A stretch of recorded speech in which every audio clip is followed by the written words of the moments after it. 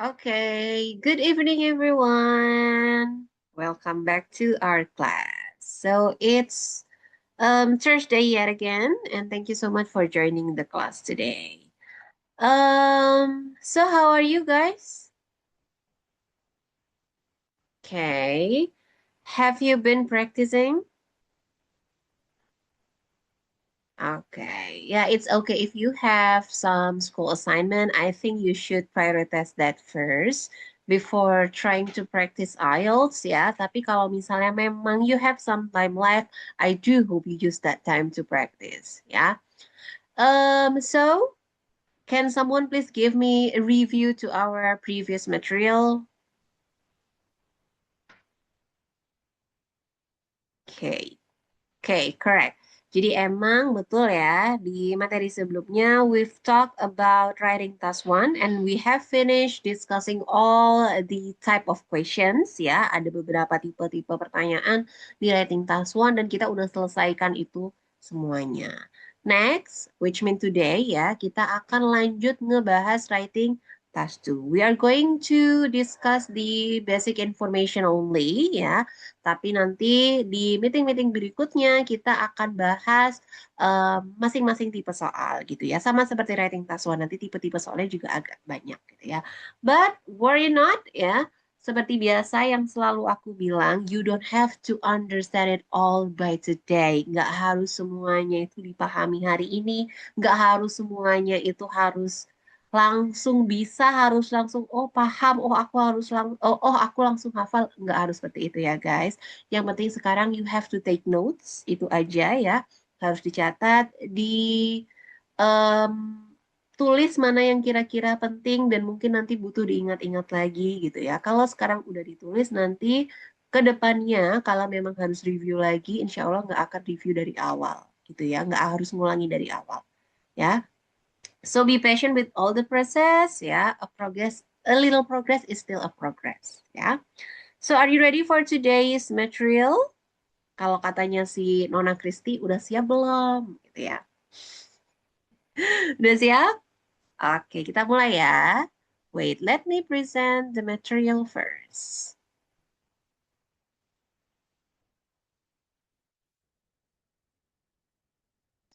Oke, kita masuk ke writing task 2 ya.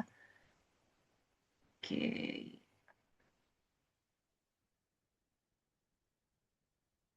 Oke, I hope you guys prepare all your notes ya, supaya nggak ada yang ketinggalan ya, terutama important parts-nya.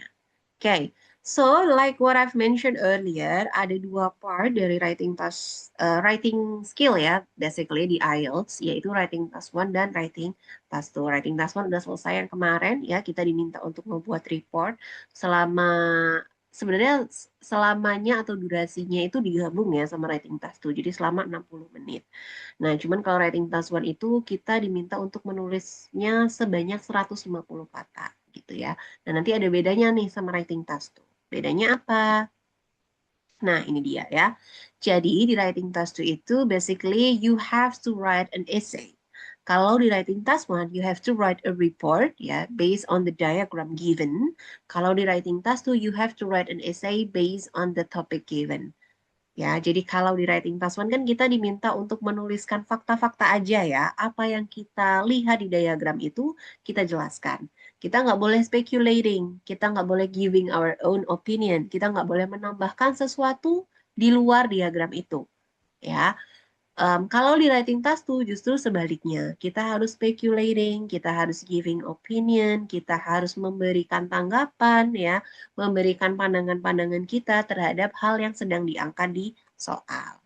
Kayak gitu. Jadi you have to understand the difference ya, harus tahu kapan waktunya ngasih opini, kapan waktunya ngasih fakta-fakta saja gitu ya.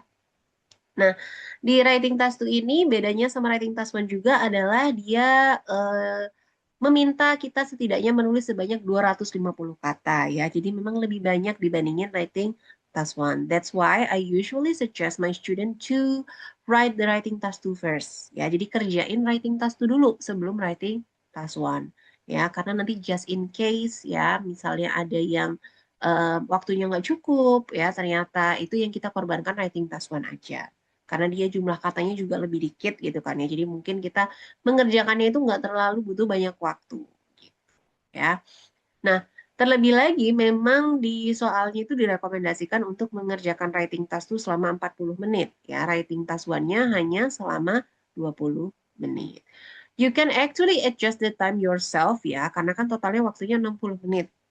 Nah, itu bisa kita atur sendiri sebenarnya. Tapi memang idealnya adalah 40-20. Writing task itu 40 menit, writing task one 20 menit. Ya. Porsi nilainya juga beda ya.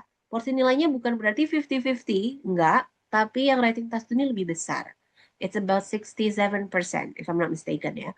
Jadi 67% untuk writing task 2, kemudian sisanya itu untuk writing task 1. That's why aku bilang prioritize writing task 2 first gitu. Bukan berarti writing task 1-nya di-ignore ya, atau kita cuekin, enggak ya. Tapi memang kita harus put more effort di writing task 2 ya. Okay, if you have any question, you can just turn your mic on ya, langsung aja tanya boleh. Atau boleh kirim di chat box juga. Nah, kalau ini adalah band descriptornya, sama seperti di speaking ya, kita kan udah sempat belajar speaking, jadi ada band descriptornya. Kriteria-kriteria apa sih yang membuat kita bisa mencapai skor-skor tertentu gitu ya. Since all of you guys want to get scholarship and also want to enroll to university abroad gitu kan ya.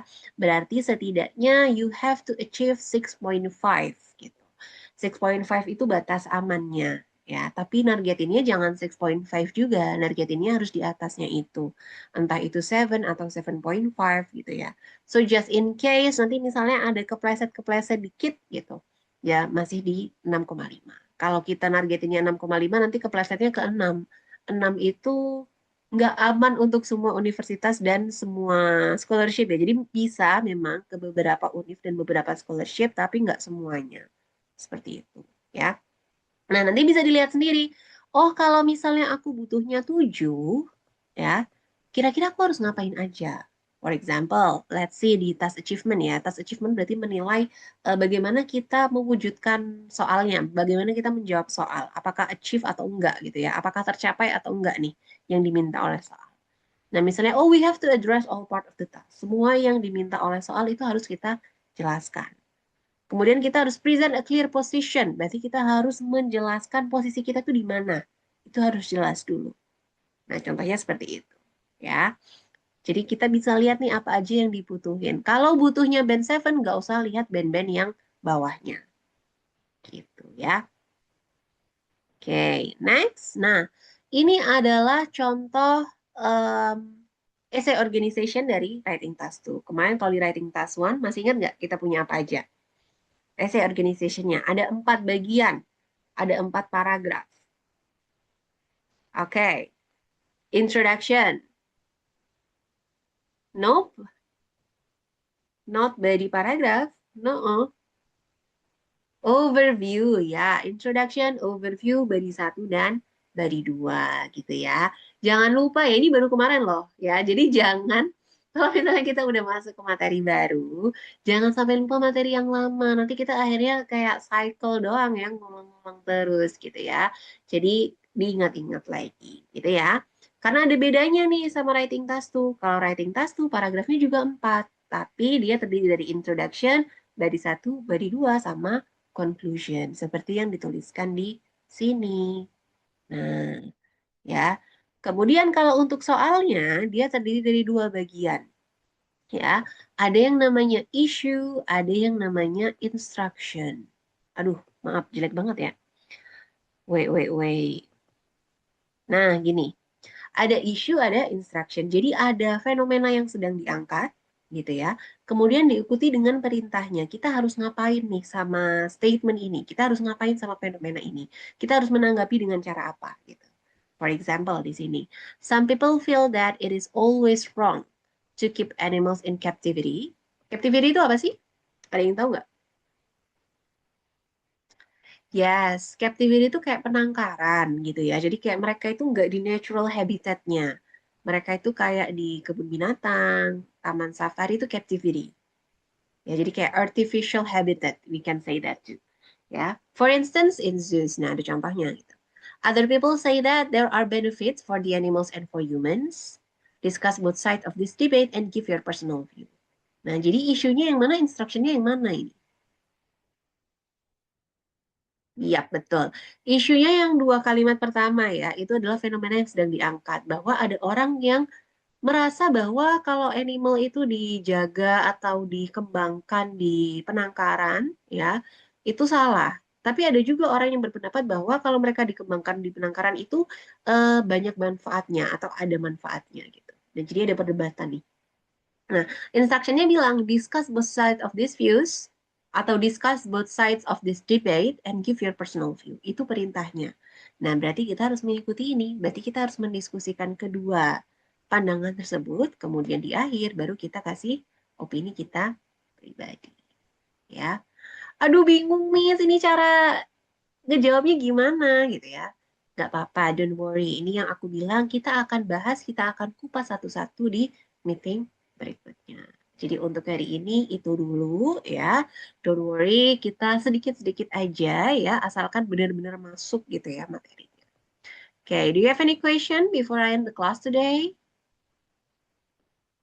Okay.